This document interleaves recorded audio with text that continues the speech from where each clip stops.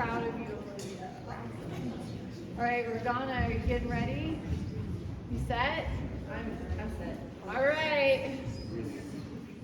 Final sled talk on the stage. Roganna is ready for the importance of hands-on learning. I want to welcome Roganna Crown.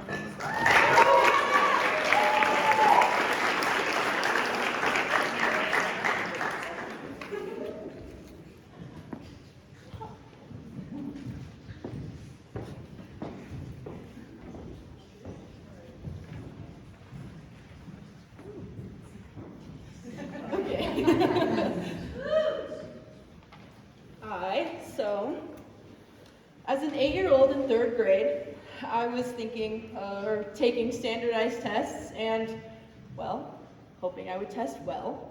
And I was also worried about the next episode of iCarly, which was definitely very big at the time.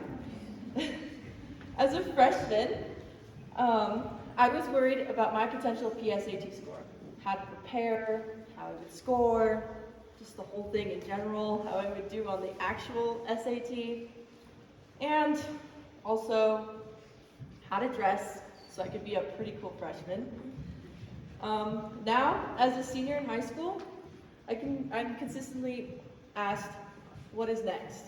Future college plans, what you'll major in, where you'll go, if you want to take a gap year, even after college, which I tend to procrastinate to make those decisions as well. There's a common thread through all 12 years of education. That is, worry about test scores, preparedness for college, and how to read from a textbook. We are taught to really disregard how to prepare for the real life situations. My SLE taught me that hands-on education is one of the most important teaching methods because it not only changed me as a student, but it helped open my eyes to the world. So, hi, my name is Roganna Crown, and for my senior learning experience, I had the pleasure of working with Denver Animal Shelter in their veterinary clinic. And my experience taught me the importance of learning in the real world. In a typical school system, pursuing passions isn't necessarily exemplified. In this scenario, you're going to the same classes and reading from the same textbook. Whereas if you're receiving hands-on type of education, you are able to go into the field and really observe real situations and learn the most out of your experiences. Let me tell you how my experience brought all of this to life. And now, raise of hands, how many of you have pets in your house? Okay, a lot of people. I have pets as well, so So, interacting with animals. There's Millie and Isla. So from ferrets to chunky pugs, I was able to interact with animals of all sorts. Bonbon's story starts when he came in for an embedded collar. This means as he grew, the collar stayed the same tightness around his neck, which eventually grew within the skin. Sorry. Once the collar from his neck was removed, his tissue was just completely exposed. Though he played, and with anything in sight, including the water I would place in there just minutes before. And this caused us to result into using hurricane bowls, which hence the name means you can't make a mess, but he still made a mess. Now as a volunteer, everybody was competing as to who would get to walk Bonbon. Though, when you would open the cage to put his harness on, it was like releasing the Tasmanian devil. He was bouncing and spinning and jumping everywhere. By my last day, there was very promising outcomes for Bonbon. And now he's placed in a foster home.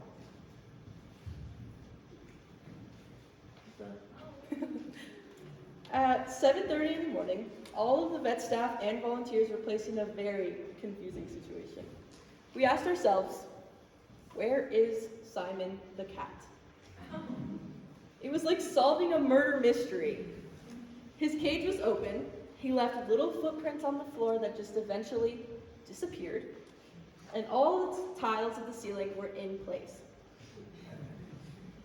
Eventually, after many people came in and looked for Simon the cat, we all concluded that he had to have been in the ceiling. So the protocol for this means we place traps and hope that the food is motivating enough for him to step in and get caught. After a full day of his jailbreak, he was eventually caught in one of the traps and brought back to the clinic, where he was instantly placed in his cage. And that's when everybody quickly learned to lock the bottom so he could not go break for freedom into the ceilings again. Though some of these cases are very heavy, these animals are able to show you an amazing lesson: how to move on from the bad.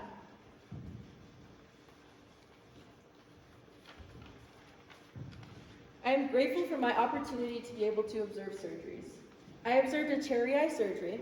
I was able to stand in the surgery and listen to the doctor explain the whole entire process to me and fellow interns and other doctors. I was able to observe the correct way to suture the gland and how to close up each layer to make sure that the issue does not return.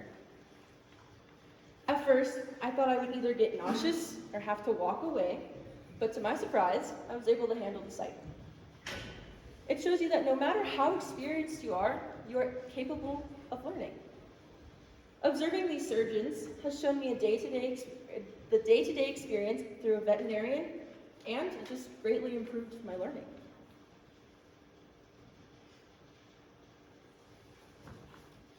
On my last day at the animal shelter, I was able to join in on a ride along with Chris, an animal protection officer.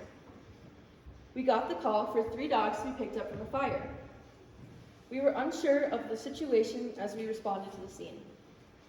We saw that it was more serious than we had expected. It had been a structure fire, and we were unsure about the whereabouts of the dogs. Finally, we found the officer holding the dogs and realized there was only one that had not been claimed by its owner yet.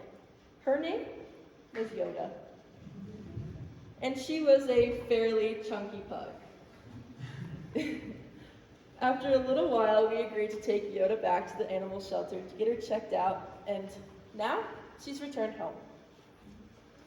Being able to go into the field and seeing real-world situations and the process for animal rescue really allows me to respect what these officers do in order to make sure that not only our pets are okay, but the wildlife there as well.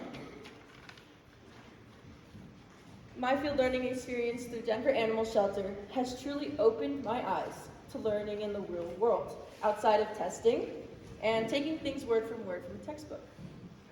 This experience has changed my perception of learning because I was not in the classroom learning surgical techniques. I was able to interact with dogs instead of reading about their specific cases. And I was able to go into the field and see what it's like to be an animal protection officer on a daily basis.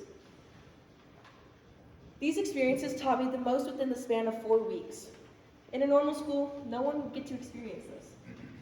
School teaches you what your passions might be, but the real world shows you what it is. Thank you.